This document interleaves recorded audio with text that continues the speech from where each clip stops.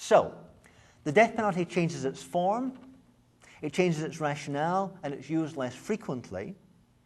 But none of this leads Foucault to change his axiomatic premise that the death penalty is to be understood first and last as an exemplification of sovereign state power. That, for Foucault, is what it's about. That's what it does. That's how it functions. That's how we should interpret it.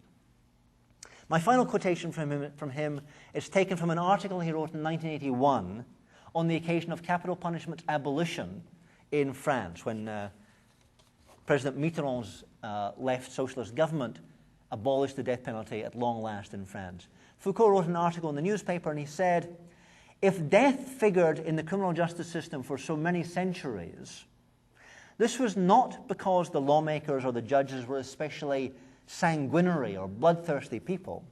The reason was that justice was the exercise of sovereignty. In other words, for Foucault, the modern 20th century death penalty is, as it ever was, an act of sovereign power.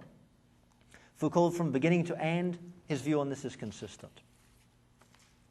Now, as I've said, most sociology, when it reaches for a theoretical framework with which to talk about the death penalty, reaches to Foucault.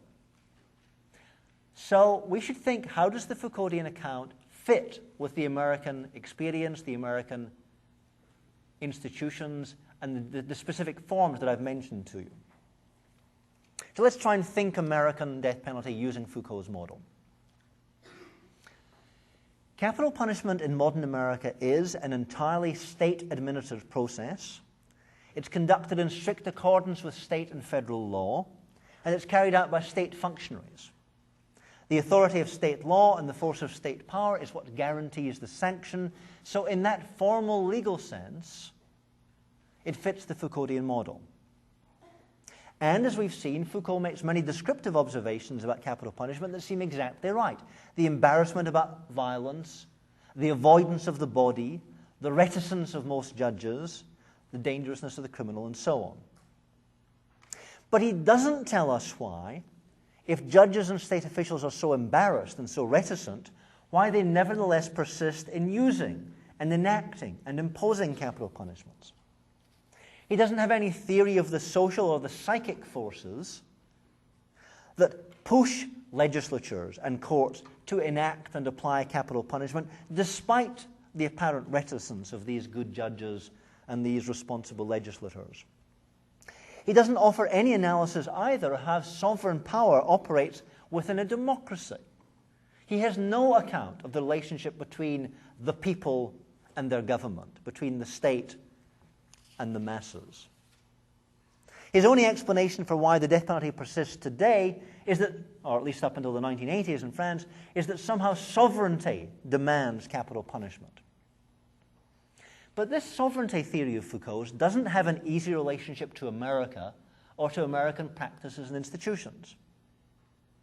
The American death penalty is never a straightforward assertion of an untrammeled, concentrated sovereign power. There is no such power in the USA.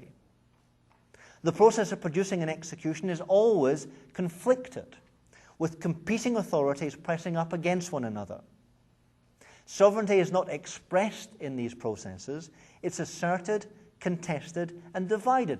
That, by the way, is what a separation of powers polity with federal state legal systems are designed to bring about. Not a sovereign centralized state power, but rather divided sovereignty, separated powers, competing, conflicting pressures of decision-making going in various directions.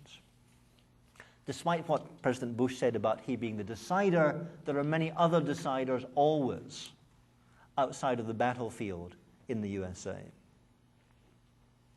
In modern America, therefore, it's a mistake to view capital punishment as a relationship between a sovereign state and a disobedient subject, or even between a penal state and a subordinate class. If we think of capital punishment as a sovereign act of state, we lose all sense of political competition and of the popular forces that drive decision-making and render it accountable.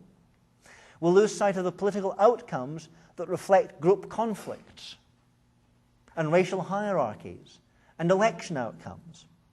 And of course, we neglect the energy, the passions, and the values, and not to forget the pleasures that popular sentiment injects into penal politics.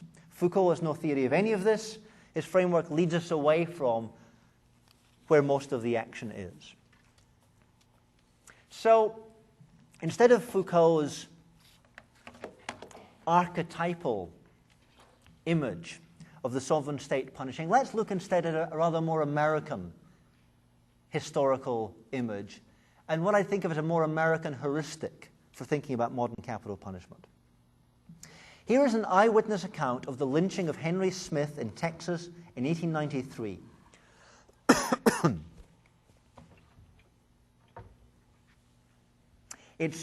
Henry Smith was a black man alleged to have raped and murdered a white female child, the daughter of a police officer. The account that I'm about to read was published in the New York Times. It was given by a reporter who rushed to the scene when he heard the news that a lynching was to take place. Arriving here in Paris, Texas, at 12 o'clock, the train, Henry Smith was transported back from another county by train. Arriving here in Paris, Texas at 12 o'clock, the train was met by a surging mass of humanity, 10,000 strong.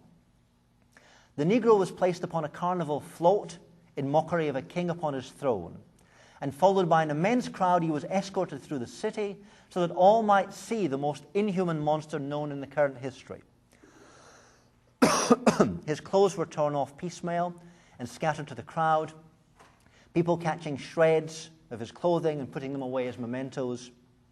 The child's father, that's to say the child who'd been raped and killed, the child's father, her brother, and her two uncles then gathered about the Negro as he lay fastened to the torture platform and thrust hot irons into his quivering flesh.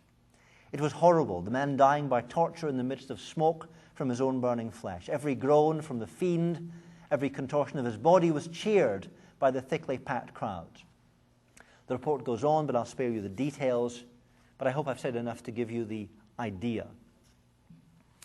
Now, the public torture lynching of Henry Smith was by no means a unique event. There were, by my calculations, I've done some research on this, between 300 and 400 such events in the South primarily, although occasionally in Indiana, occasionally in Pennsylvania too, between 1890 and 1940, as well as, of course, several thousand other lynchings that proceeded with less cruelty, less crowds, and less ceremony. Now, these modern medieval-style lynchings, they happened right up to the 1940s, were not undertaken for lack of a functioning criminal justice system.